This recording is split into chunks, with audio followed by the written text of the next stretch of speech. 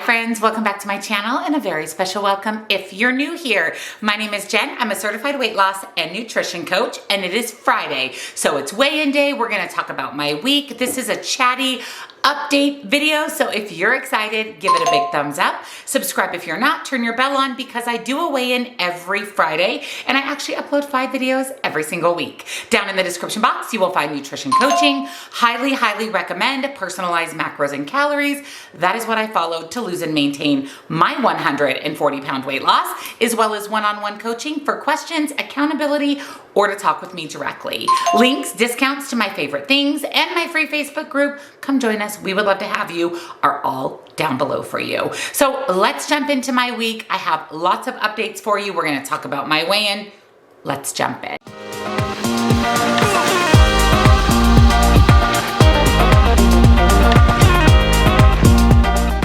Happy Friday, friends. I hope you had an amazing week. Overall, I had a pretty good week. We got some not great news back from the vascular doctor when Troy saw him this week. We also have some not great, but not bad news about Palmer and his dental procedure that he needs. Lola saw her oncologist this week. I'm about to wrap up the final week of my step vet. We just have a lot going on this week. So let's first talk about Palmer and Lola. So I mentioned in last week's weigh-in video that both of them saw the vet early last week. So Palmer had to go in for just a yearly exam. He's supposed to see the vet once a year. We also had to make sure that his heartworm medication prescription was updated, as well as Lola. So we kind of took him in for a routine checkup. Well, we've noticed that Palmer has kind of stinky breath, but his teeth are really white. And if you remember, maybe a year ago, I mentioned in a video that Troy and Palmer were playing ball in our backyard of our old house, and we had this built-in outdoor fireplace. So there's a bench and then a wood-burning outdoor fireplace, kind of a square box. Well, Palmer gets so excited to chase the ball that he ran in face first into that outdoor fireplace, and his mouth was bleeding, and it ended up knocking out one of his front teeth. The second tooth came out about 4 months later. It made it loose when he ran into the fireplace. And then ever since then, he hasn't lost any more teeth. Troy cleans his teeth regularly. Well, we found that he was having kind of stinky breath. So when we took him in to the vet for his appointment, she said that his other front tooth, so in between his bottom canines, those 3 little front teeth, the other one is really loose, and we think that there's some bacteria growing in that tooth. He also has one more tooth kind of towards the back that looks a little suspicious. So she thinks that that front tooth needs to be pulled, and that could be what is causing the odor, because Palmer's only 4 years old. So his teeth are in really good shape. They're white. So in order for Palmer to have a dental procedure, he has to go under anesthesia, which I don't love. I don't like when any of my dogs have to go under anesthesia. And because it is a process, a dental procedure is a process, it's about $1,100 to up to $2,000, depending on how many teeth they have to pull. And we have to do it. We have to make sure that there's no bacteria growing in Palmer's mouth. That can cause a lot of issues, not just with his teeth, but with his health overall. So Palmer goes in Wednesday of this next week for his dental procedure. Fingers crossed it's around the $1,100 mark. I think for sure that one tooth in the front needs to be pulled. And then once they get in there and look around, they'll let us know if there's any other teeth. Luckily, Palmer being a French bulldog, he doesn't use those front teeth to chew at all. So it's not going to impact him eating his food, his kibble, eating his bones, his treats. So that's the good news. The bad news is that poor dog at just over 4 years old has to have a dental cleaning. Lola's 12 and has never had her teeth cleaned. And Diesel, my lab, had his teeth cleaned once in his 11 and a half years of life. So it's unfortunate for Palmer, but I'm glad that we were able to figure out what was causing that kind of weird odor in Palmer's mouth. And obviously we will spend the money to get that corrected. Our dogs are the priority. So please send good vibes for Mr. Palmer. I just don't like when my dogs have to go under anesthesia. I don't like when they have to spend the whole day at the vet. It's very stressful for me as a dog mom. Plus, I'm gonna miss him. He's not gonna be here during the day. I'm sure Lola will not. She'll probably enjoy the peace and quiet, but I'll update you guys in next week's video how that whole process goes.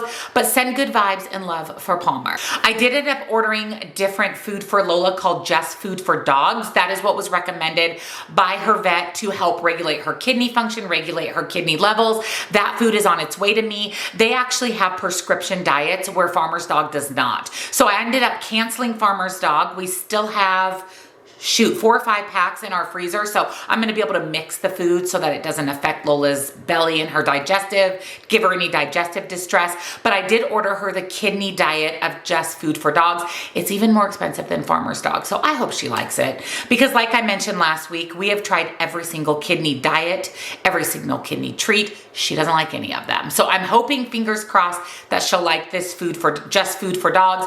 It should be here in the next couple of days, so that'll update you guys on next week as well. Lola saw the oncologist on Tuesday for her monthly checkup. She's still in remission and doing really, really well. We did not do any blood work or anything for her kidney levels. She will see her regular vet, which is so much closer for us. Her oncologist is about 45 minutes away on a good day. Their vet is 10 minutes away on a bad day. So I'm glad that she gets to see the regular vet for her kidney issues, and then she will continue to see the oncologist once a month for a checkup, just to make sure that everything looks good with her lymph nodes. But my baby is a rock star. My baby is a rock star. I am still obviously concerned about lymphoma in her lymph nodes, and now I get to worry about her kidney levels as well. So I've got double the worries, but we're doing everything we can for Lola. She's doing really well. The only kind of weird thing that's happened, she did start taking those blockers, those phosphorus blocker pills. She takes 10 every single day. She has thrown up a couple of times, not like she's been sick and thrown up. She's just kind of randomly thrown up. And I don't know if it's relating to her drinking her water too fast or those pills. I'm not sure where it's coming from, but that's been a little bit of a concern. I did bring that up to her oncologist, and we're just going to watch it. It makes me nervous because when Lola ended up going to the ER back in January with her heart issues, it started with her kind of throwing up for a few days prior to getting to the point that she needed to go to the ER. So obviously that's the first thing I think about, and then I kind of panic, but she's doing fine. She's healthy, she's happy, she's eating, she's drinking. So again, that's just one more thing that I want to watch and regulate with her. This is all just part of having a senior dog. Lola's over 12 years old, and she, for being a 12-year-old dog, is doing amazing. I mean, she's a 2-time lymphoma chemo cancer survivor. She's a kidney disease survivor. She has 0 arthritis, or not enough to even be concerned about. So she really truly is a rock star. It's just, as her mom, I worry about every little thing. And anytime she's not acting totally normal, I start to panic. And I think that that's normal. I have a lot of anticipatory grief. I worry about her every day. I stress about her every day, but I'm trying to focus on the positive and the fact that my baby is a fighter, and it makes me so happy. She's just such a strong, amazing dog. So while you're sending all your good vibes for Palmer, just send a few down for Lola as well. On Monday, we did Forgo boot camp, and we went and hiked Tumamoc, the big mountain, the big hill in Tucson. There was quite a few of us that showed up at 5 a.m. and we hiked to the top. We saw the beautiful, beautiful sunrise. The weather was perfect. It was busy. I kind of figured it would be, because whenever it's a holiday and people are off of work, Tumamoc Hill is typically pretty busy. I've shared about Tumamoc a lot. What it is you walk straight up a hill to the top.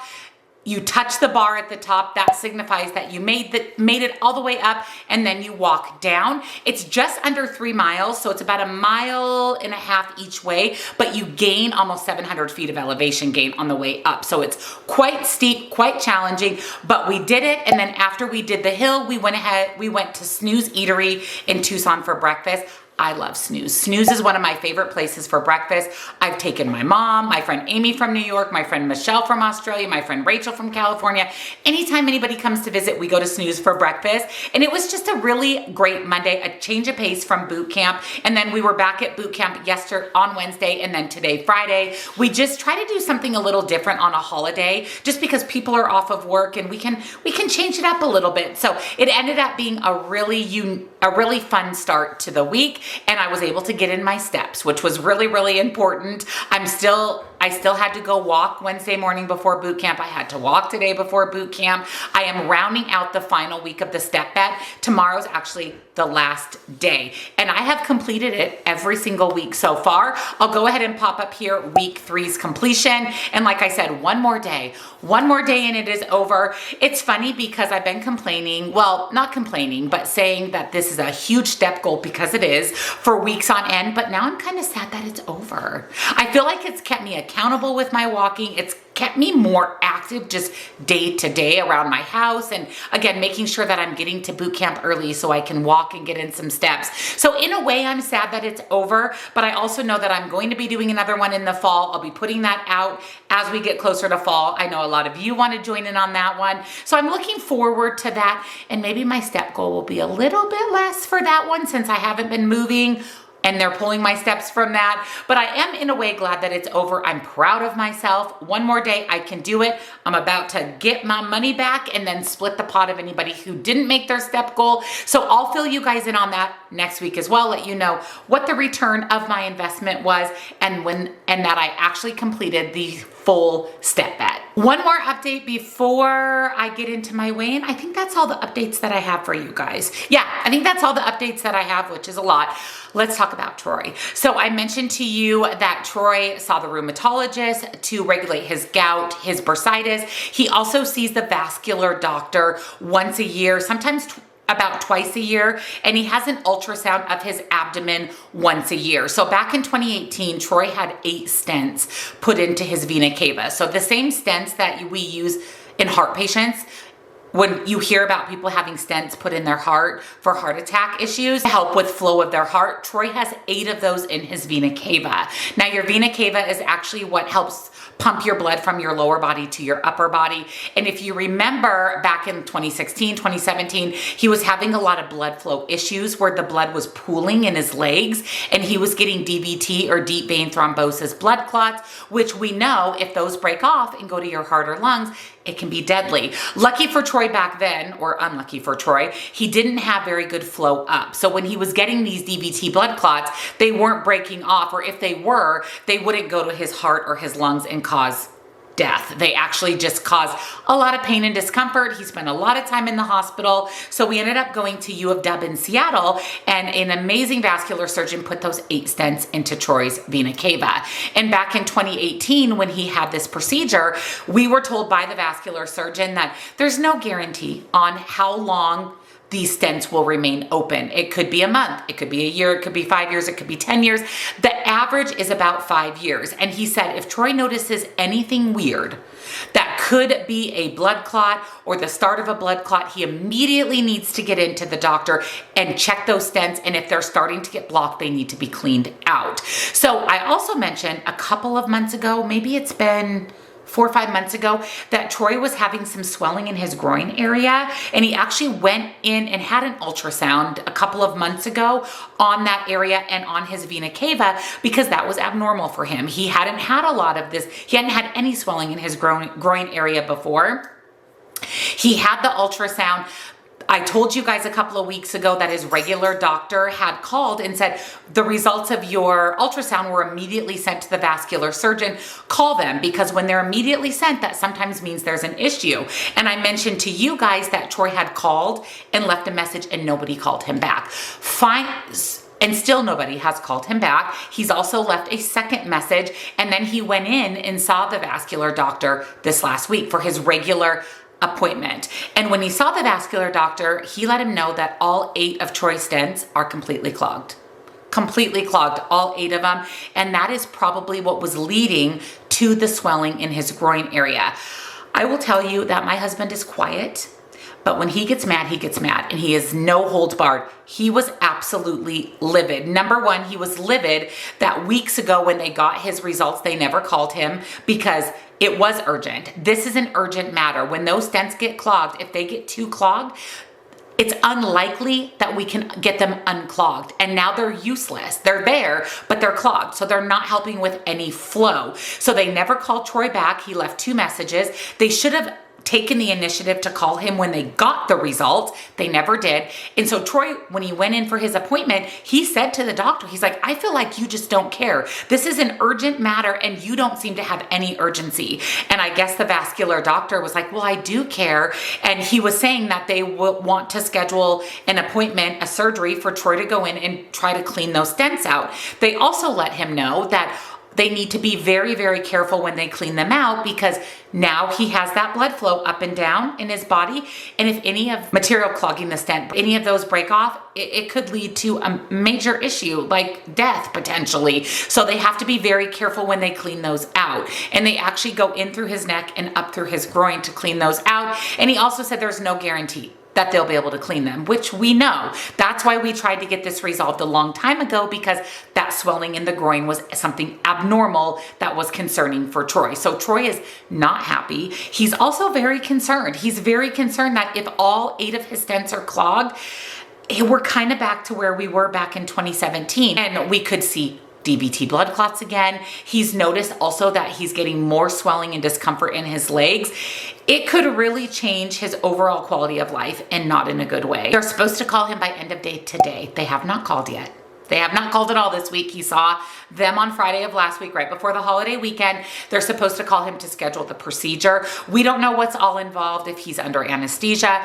Obviously, I'm going to have to take him to and from the procedure. So if Troy does not hear from them by end of day today, which we probably won't because they never call back, he's going to call them again first thing Monday morning and figure out what exactly needs to happen for this procedure. So it was definitely a blow to him. It's funny because he's very stoic about these things. Like, you would never know he has all of the medical issues that he has. He is uncomfortable and in pain every single day. He cannot do normal day-to-day things. He cannot sit, stand, or walk for very long. He can't go in a pool or a lake or a spa because of the open wounds on his legs. He is miserable every single day. And if these 8 stents are completely clogged, all 8 of them, I don't know what that's going to mean for his quality of life. And I know my husband inside and out, and I know that he's worried and that he's stressed out.